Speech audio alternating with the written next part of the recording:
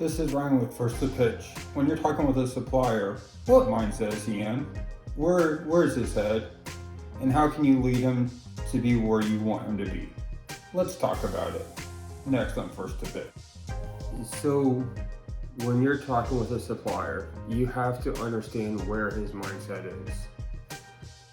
And it could be just initially coming in the door or meeting with you on Teams, or it could be, a statement you might make to him.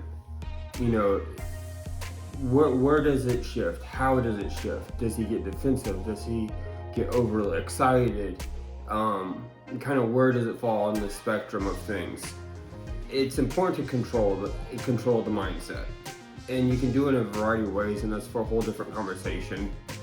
But just from a few key tips is, you don't want a supplier to get defensive. It adds no value to the conversation. You don't want a supplier to get overly excited. It could lead to almost like an overpromise, under-deliver situation, and he gets frustrated. I've had scenarios where, the supplier wasn't get all the business. It ended up a fraction of the business. And it really kind of more or less busts their bubbles, and they don't want to do business with you. It becomes very transactional from that standpoint, and that's not the path you want to go down. You want to build a supplier, in my opinion, keep the expectation low, because then that salesperson is in it for the long haul.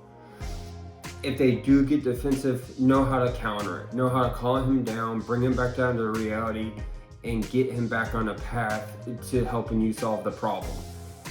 Him defending himself doesn't help you.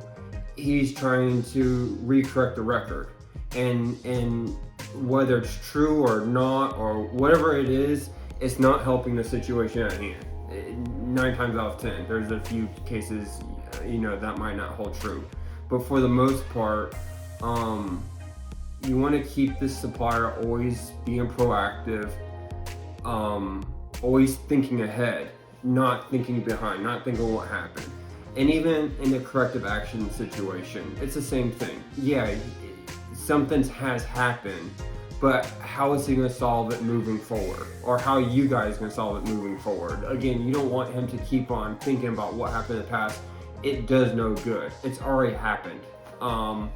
You want to know how he's going to fix it. What are the next steps? What needs to happen? Those kind of questions.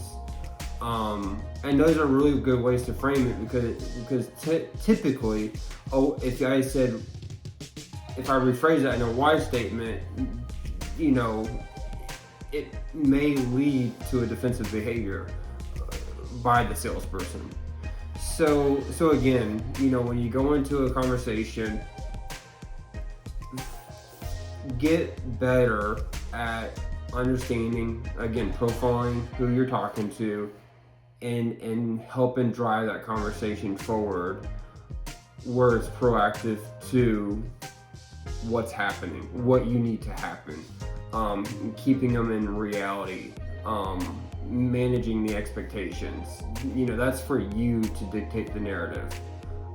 Again, leading the narrative. It's part of your responsibility.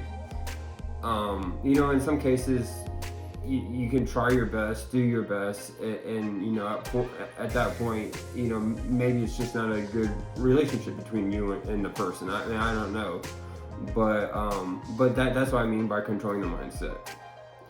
Thanks again. Continue to watch us, follow us. Appreciate your support. Talk to you soon.